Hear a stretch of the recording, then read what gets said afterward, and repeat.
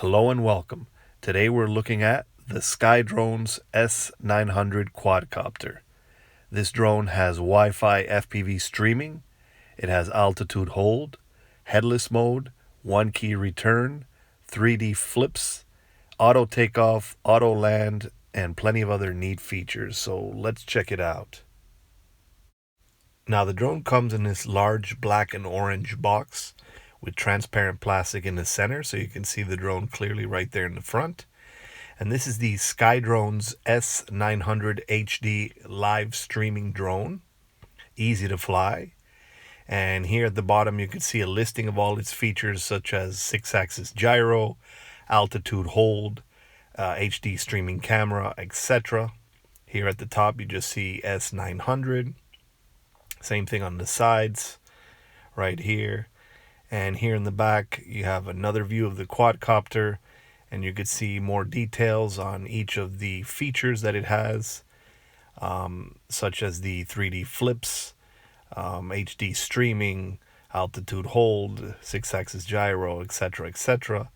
So plenty of features on this affordable quadcopter for ages 8 plus. And lastly, here on the bottom you have some information on the dimensions of the quadcopter, the height, width, etc.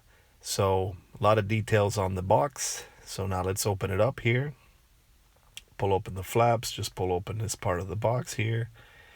And right away we have access to the drone here in an orange subcompartment of the box. Very cool. And this is basically another Syma X5C variant or clone, so very good. Only this one has altitude hold and an HD streaming camera, supposedly. And here on the other side of the box we have all the accessories and the transmitter. In this orange box here we have the propeller guards in this little bag here. And then we have the spare propellers, the charger, screwdriver, and other little accessories in that bag. And then we have the transmitter and mobile clip right here. The clip for the mobile device or cell phone. Here we have the transmitter, very nice here, with a black and orange scheme. And then right here inside this box we have the S-900 manual. And you could see the drone there and all the information, and pretty detailed manual on the use of the drone and transmitter. So that's essentially the contents of the box. So let's organize all this and take one last look at its contents.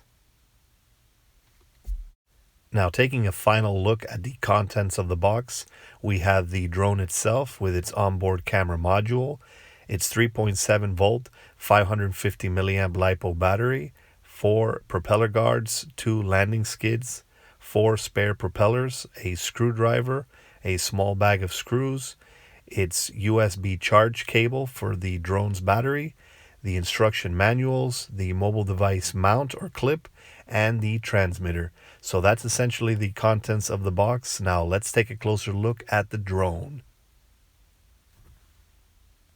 Now, taking a closer look at the drone, this is a very standard looking drone that is essentially a Syma X5C variant or clone. Only this one comes in orange and black, and it's from Skydrones, as you can see there at the top. And this is a brush motor quadcopter, and the propellers are easily removed or added with the center screw, and the propeller guards are real easy to snap on and off. And right here in the front is its camera. It's not an HD camera as advertised. It shoots in 480p or 640 by 480, and it is tiltable 90 degrees, and it does not take an SD card. All the footage is streamed directly to the app. And right here you could see its Wi-Fi antenna, and it does connect to the drone. Although it's a separate modular component, it is screwed to the bottom battery door, and it is very difficult to remove. So it's pretty much fixed to the bottom of the drone. But here is the landing skids or legs, and you can simply snap them on, and they do take a screw. And here you could see it's bright LEDs at the bottom that you simply activate with turning on and off the drone right here in the back. And you could see they're pretty bright, and they have red LEDs in the front and green in the back. So pretty cool there. And now looking at the battery bay, which is not particularly spacious, it does carry this 3.7 volt 550 milliamp LiPo battery, and it does provide the quadcopter with around a 7 or 8 minute flight time. And it does charge with this proprietary charge cable right here, where you just simply connect it. And there is a light indicator right here that simply lets you know whether it's charging or not. And you could optionally use a higher capacity battery, such as an 800 or a 720 milliamp battery like these. This one right here is an 800 milliamp. And there's also a 720 milliamp that you can use. You can even use a 680 milliamp higher capacity battery, which should give the quadcopter an increased flight time of around 11, 12, maybe even close to 15 minutes worth of flight. So this is an extra option to consider. I'll try to put links in the description for these higher capacity batteries. But as you can see here, you have to kind of wedge the battery into place there, as the battery compartment is a little tight.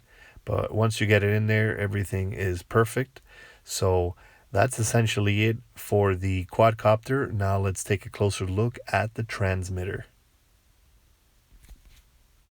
Now, taking a closer look at the transmitter, this is a well-labeled, comfortable transmitter. And here in the back, it does take 4 AA batteries, as you can see here. 4 AA batteries held in place with this lid and screw. And the transmitter does provide the quadcopter with around a 400-foot range of control.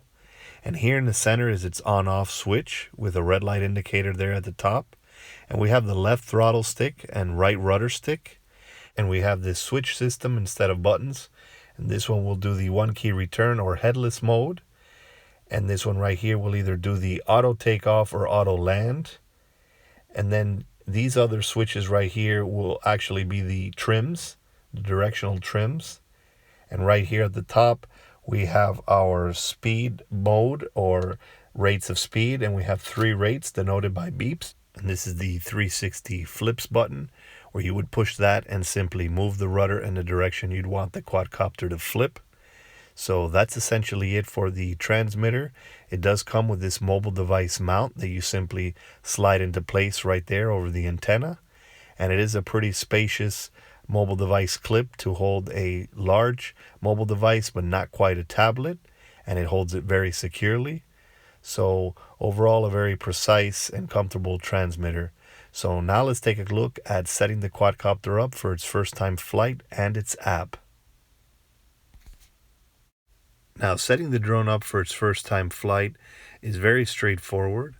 Once you have a fully charged battery inserted into the drone, along with fresh batteries inserted into the transmitter, you would first start out by activating the drone and turning on its on-off switch here in the back, and you should see the lights start to blink. At that point, you want to turn on the transmitter right here. And then you want to bind the transmitter to the drone by moving the left throttle stick up and down like so. And then you should see it blink for a couple of seconds and stop. It should have auto-calibrated the gyros at this point, but you may want to manually calibrate the gyros by moving both sticks down and to the left like so.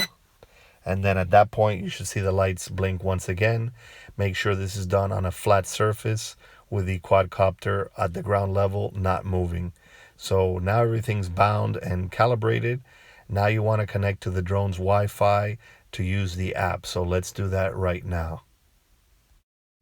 Now, once in your mobile device's Wi-Fi settings, you want to look for an entry that says Sky-S900 with a serial number, and you want to connect to that. And initially, there is no default Wi-Fi password or anything like that. So you just go ahead and connect to that entry. And once connected, you want to go ahead and launch this app right here, Sky Drones, with this icon right here. And it's in both the iOS and Android app stores.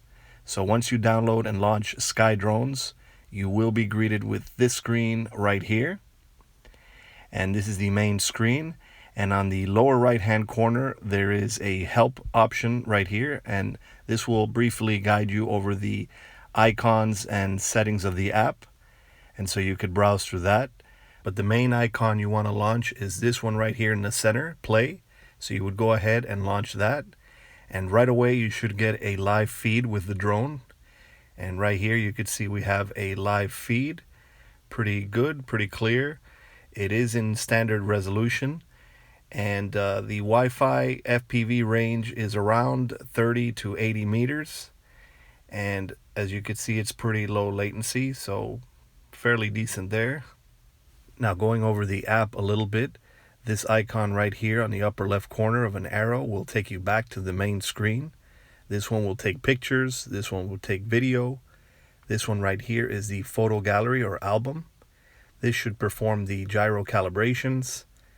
This will enable the virtual controls if you want to fly using just the app, which you can. And then this button right here will enable the special modes such as auto takeoff and auto land and altitude hold. This one right here has a very interesting mode.